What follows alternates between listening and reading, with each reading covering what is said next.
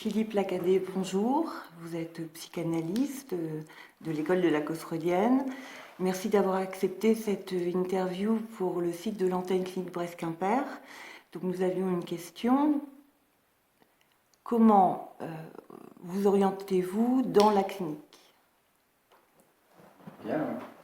Donc je vous remercie de cette question qui suppose que dans la clinique, ce qui n'est peut-être pas le cas actuellement dans ce qu'on dit être la clinique, qui suppose donc qu'il y ait une orientation.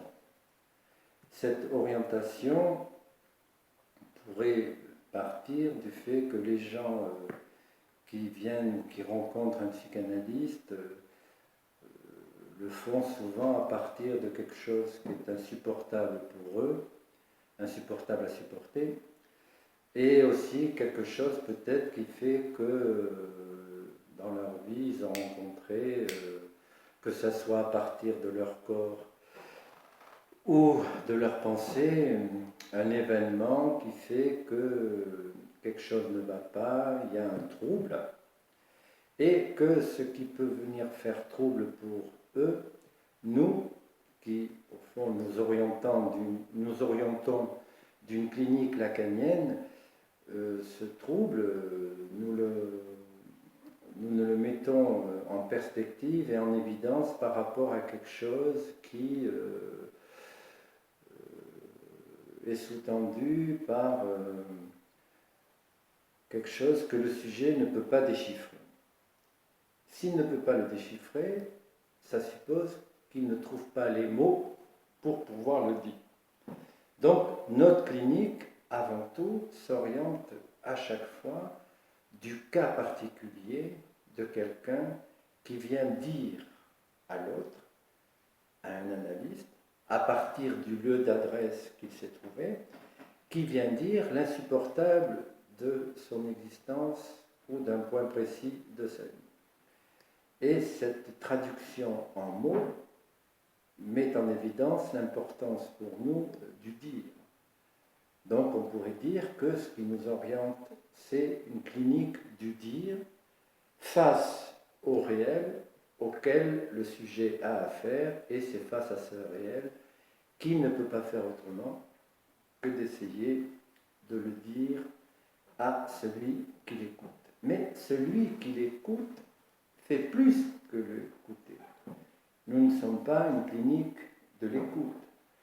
Nous essayons, à partir de ce que nous écoutons, d'entendre la position subjective de celui qui s'adresse à nous. En nous constituant comme un lieu d'adresse, le sujet adresse sa souffrance, comme s'il y avait quelque chose qui pour lui restait en souffrance, et nous accusons réception de cette souffrance. Donc nous sommes plutôt en position d'être des accusés de réception, parce que dans cet accusé de réception, nous entendons quelque chose qui œuvre à l'insu du sujet et qui est sa position subjective.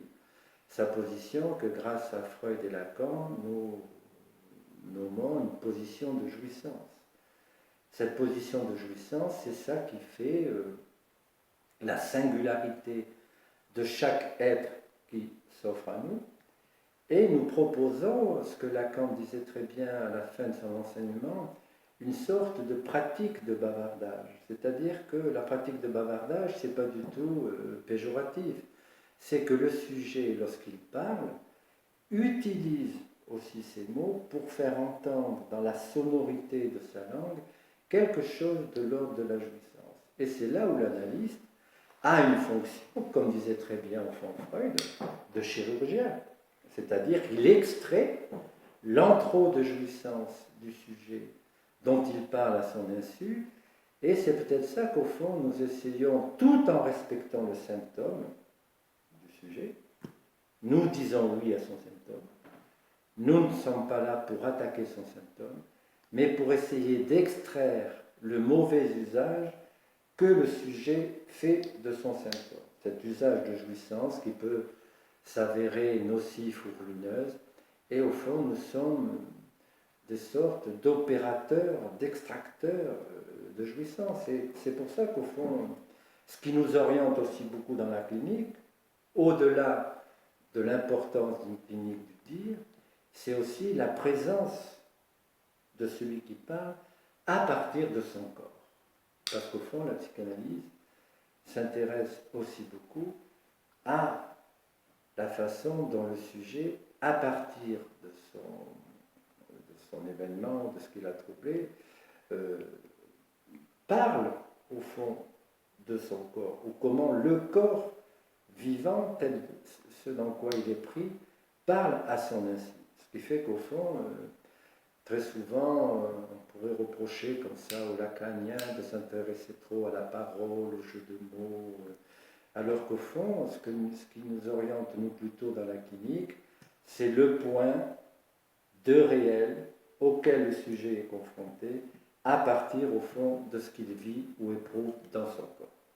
D'où l'importance aussi que l'analyste soit là, en présence, avec son corps, en essayant de le rendre le plus silencieux possible, pour que l'autre puisse inscrire sur la page laissée vierge par l'écoute de l'analyste ce qui de lui s'écrit en lettres de souffrance. Dans ce qui nous oriente, c'est ça. Merci Philippe Lacadé.